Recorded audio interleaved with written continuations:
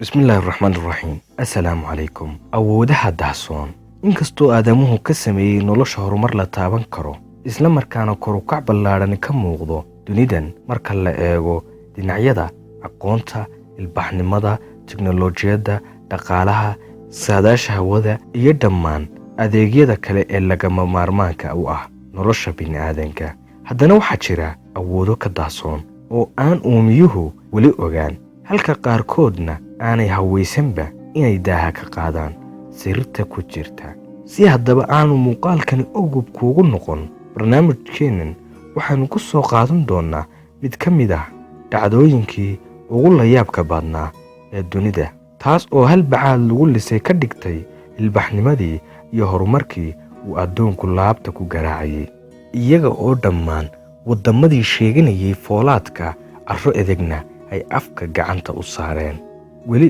iyo ilaa haddana ay sifayn kari la'yihiin wixii dhacay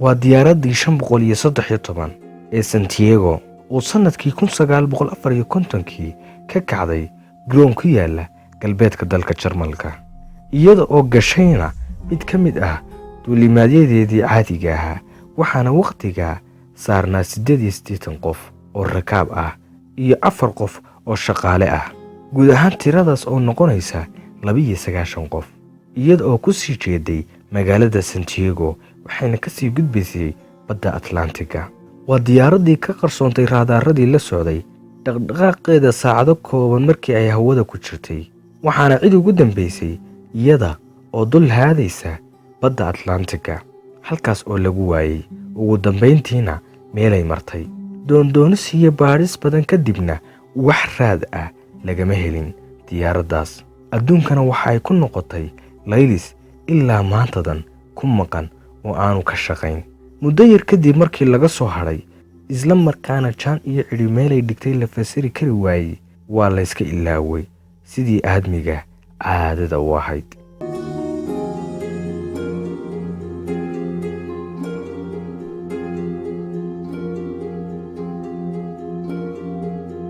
shan iyo 30 sano in ka badan kadib waxaa dhacay arrin la yaab leh taas oo cidhibta oo madaxa la kormariyay ka dhigtay qiyaasihii dunida iyo weliba aqoontii ilbaxnimo ee hano qaaday waana markii diyaaraddii 1988kii iskeed u soo laabatay isla markaana si kadis ah u fadhiisatay garoon diyaaraduhu ka haadaan oo ku yaala dalka Brazil markii laga waayay wax macluumaad ah iyo nalalka hagiddana waxaa gudaha u galay kooxo ammaanka ka shaqeeya iyagoo ku arkay qalfoofkii dadkii saarnaa diyaaradda oo qof waliba kursigiisii fadhiyo waana dhacdaday ku noqotay caalamka fashil iyo yaab aanay ilaa maanta daaha ka rogin halkaas markaaynu kaga nimaadno dhacdadaas haddana waxaa jiray awoodo kale oo uu uumiyuhu ka gaabsaday inay fasiraan isla markaana ay garan waayeen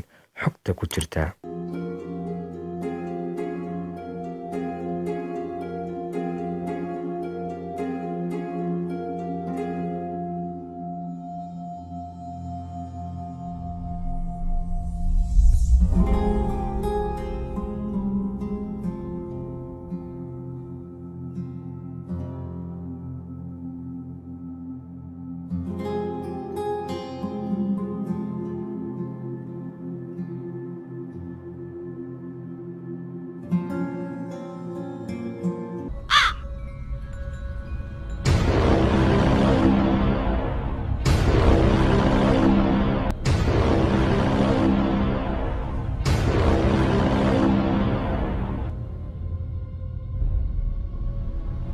waana sirta keenta in sannad kasta oo tirada 20 u dambeeyo ay dunida ka dhacaan cudurro safmareen ah kuwaas oo horumarkii adduunka ku celiyay meel aanay ka soo waqsan karin tusaale markaynu u soo qaadanno 300 ee sanno ee uu u dambeeyey kuwaas oo ku buuxay tirada 20 waxaa ka dhacay adduunka xanuunno keenay dhimasho bilaa xad ah adduun kolka ay 100 sanno dhammaadaanba waxa wajah xaalad cusub iyo xanuuno hor leh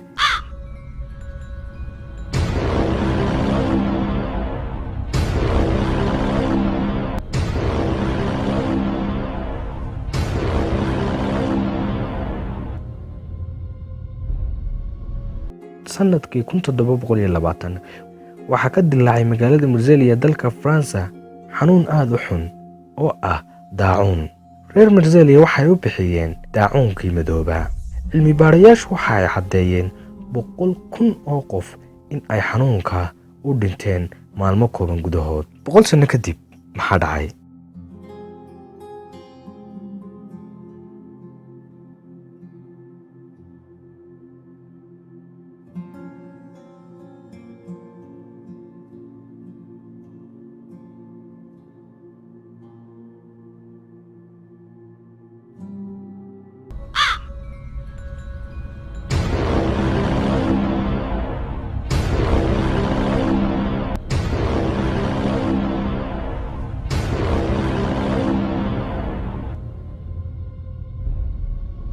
sanadkii 1820 waxa uu shuban biyood ka dilaacay dalalka Thailand, Indonesia iyo Philippines.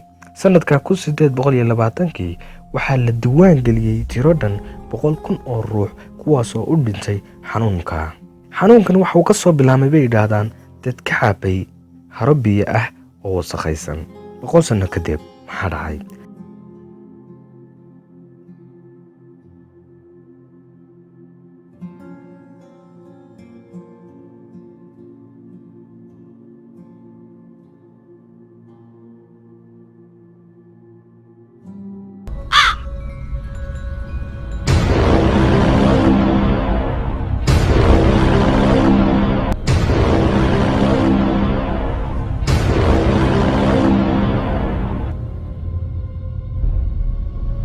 sanadkii 1920 waxaa dalka Isbaanishka ka dilaacay hargab dad badani u dhinteen. dadka uu galaaftay waxay kor u dhaafeen 100 milyan oo qof, inkastoo loo bixiyay hargabkii Isbaanishka ama Spanish flu. inkastoo aan la aqoon asalka ibtiladan. 100 sano kadib maxaa dhacay?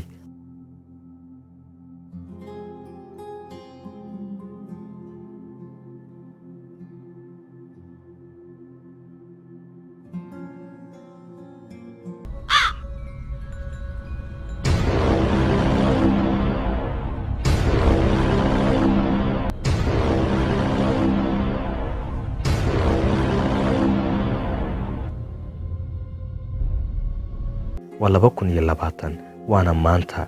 adduunku waxa uu ku weerarsan yahay xal u helidda ibtiladan caalamiga ah ee coronavirus. waxa uu ka bilowday magaalada Wuhan ee dalka China. tirada waxa uu xanuunkani galaaftay waa kuwa maalinba maalinta ka dambaysa kor u sii kordhaya. waana masiibo ku habsatay adduunka oo dhan.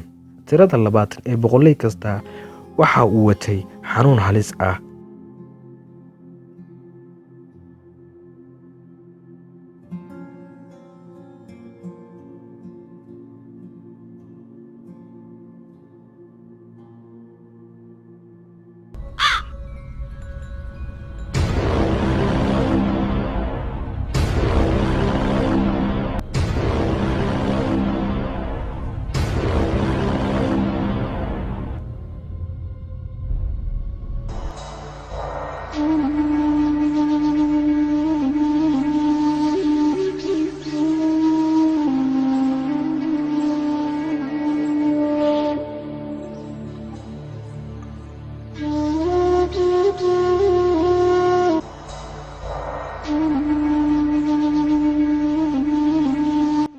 sidaas la mid ah waa maxay sirta ku jirta in sanad kasta oo ay u dambayso tirada 4 inuu noqdo mid ay abaar darani dhacdo?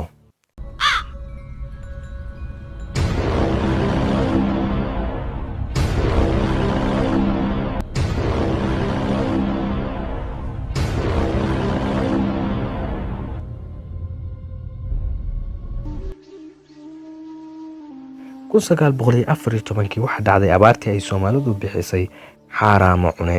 1924 waxaa dhacday abaartii Hawaara. 1934 waxaa dhacday abaartii Arigaba. 1944 waxaa dhacday abaartii Jiitama. 1950 waxaa dhacday abaartii Siigaase. 1964 waxaa dhacday abaartii Gaadhi-Gaadhi-Saar.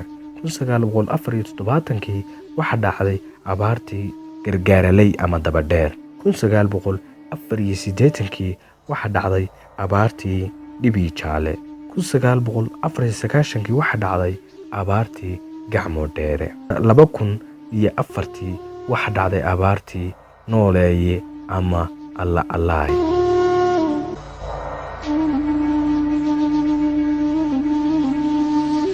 tani miyaanay noqonayn awood daahsoon oo aanu aadamuhu weli daaha ka faydin?